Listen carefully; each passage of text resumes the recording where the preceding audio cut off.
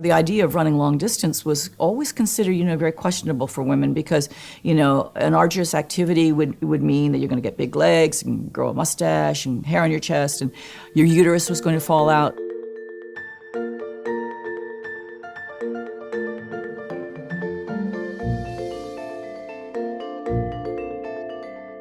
So I filled out the entry form. I signed my name with my initials. I signed K.V. Switzer. And when I signed it that way, obviously, when the form went in, they couldn't tell it from a guy's.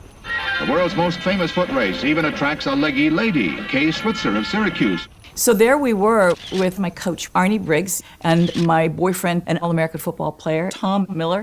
When other runners would come by, they would say, "Oh, it's a girl!" And they were so excited. And Arnie was saying, "Yep, I've trained her." And all of a sudden, the flatbed truck is in front of us, and I heard the photographer saying, "Slow down, slow down, slow down." And they were taking pictures of us. On this truck was the race directors. One of them was a feisty character by the name of Jock Semple. He just stopped the bus, jumped off, and ran after me. Suddenly I turned and he just grabbed me and screamed at me, "Get the hell out of my race and give me those numbers." And then he started clawing at me, trying to rip my numbers off. And I was so surprised. And he had the fiercest face of any guy I'd ever seen, and out of control, really.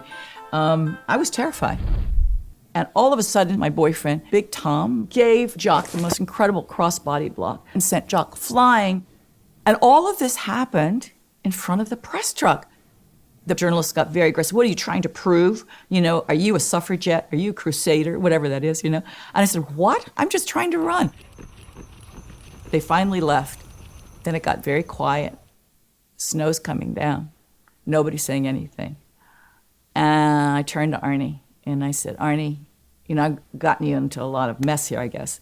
But I said, "I don't know where you stand in this." But I said, "I'm going to finish this race on my hands and my knees if I have to, because nobody believes that I can do this." And suddenly I realized, if I don't finish this race, then everybody's going to believe women can't do it and that they don't deserve to be here and that they're incapable. I've got to finish this race. I finished in 4 hours, 20 minutes. That race changed my life. It wasn't until about midnight when we were driving back from Boston to Syracuse University and we stopped on the thruway to get an ice cream and some coffee, did we see the newspapers and the covered front and back of all the different editions with the pictures. I realized that now this was very, very important, and was going to change my life, and it was probably going to change women's sports.